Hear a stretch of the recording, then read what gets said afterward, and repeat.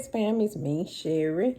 And Aiden is over there asleep, which he finna wake up because I just tried to make him wake up. I got him out the bed, but he went back to sleep. I came on here to do a story time of when I almost got kidnapped.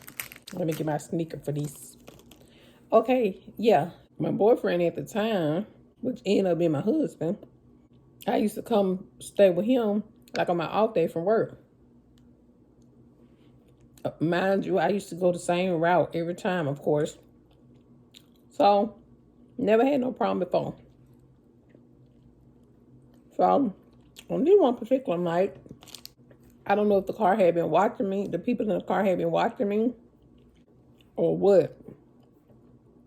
But I'm driving, minding my own business. That thing, I know this was a car, like, the same lights as like because when I'm driving, I'm looking through the rearview, I'm looking through the mirror also. It was just weird. The car with lights was behind me for a long time, so I'm knowing it's the same car because I never seen it turn off. Then it was like it wanted to pass, but it wasn't really trying to pass, if that makes sense. I was like, let me call Roy and see. And that thing, I called him and I said, I think this car following me. I think they messing with me. That's how I put it. I said, I think this car behind me melting. He was like, what you mean? I said, because it's like they be trying to pass, but they're not really trying to pass. They just doing something to try to see, am I in the vehicle or whatever by myself? I said, because they'll get right beside me and then they won't never pass. They just be riding up beside me. And then when the car comes, they'll just get back behind me. They don't never get in front of me. I said, so that's how I know they messing with me. And so then once he was like, well, just come on, go ahead on the drive. Then I was like, yeah, they mess with me. I said, these folks just pulled up right beside me, and because they had the inside light on, and the dude on the passenger side was just staring at me like this with the light on. I'm like, oh Lord. So my husband was like, get off the phone with me right now and call 911. I'm finna get dressed and I'm finna come right there where you at. Because I told him where I was. He was like, I'm sure I'd be there for the police anyway, but just go and call 911. Mind you, I didn't want to get off the phone to call 911 because I would much rather talk to him on the phone, you know what I'm saying, to keep my nerves calm. So mind you, while I'm on the phone talking to him, I'm telling him the details of the car, what kind of car it is and everything. So anyway, I get off the phone with him and I called 911. Tell me why I had forgot what kind of car it was and everything when they were asking me. All I could tell them was it was a white car. And he got to the point where they were just riding beside me. I had to swerve over. But anyways, they get on down the road a little bit. And it's this bridge. Of course, it's just enough room for one car to be coming this way and you to be going that way. So I'm driving, going that way. And this thing, the car zoomed past me. It came from around and zoomed past me, right? So I'm like, yes, they gone on about their business. And maybe they realized I was on the phone and they gone. Y'all, I come around the corner, this curve leading to where the bridge was at. Tell me why they got their car parked straight across the road like this, the long way, where can't nobody come, you can't get by. So I'm like, oh my God, are you kidding me? Are you kidding me? So I was like, oh man, what I supposed to do now? That's what's going on in my head. So I guess I already had talked to 911. I was off the phone. I don't know.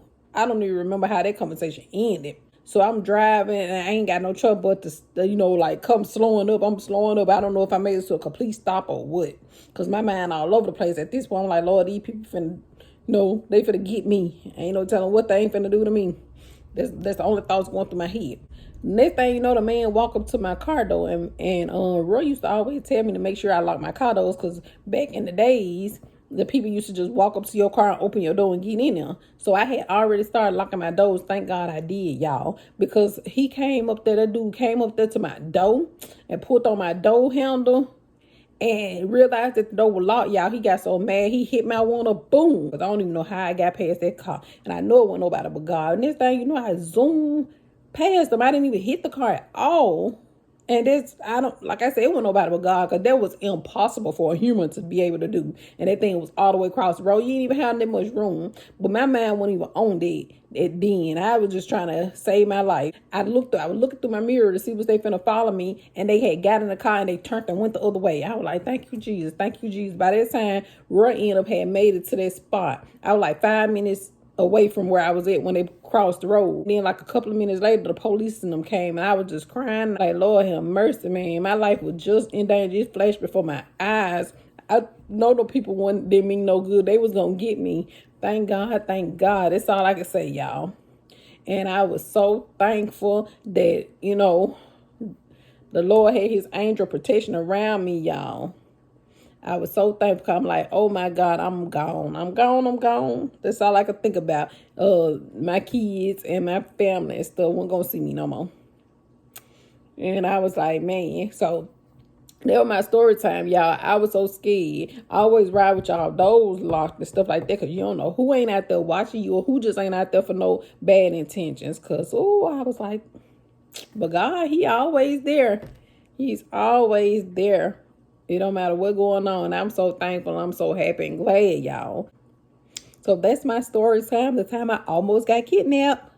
Y'all like for more videos like this, comment down below on what y'all want to see. I'll catch y'all in the next video.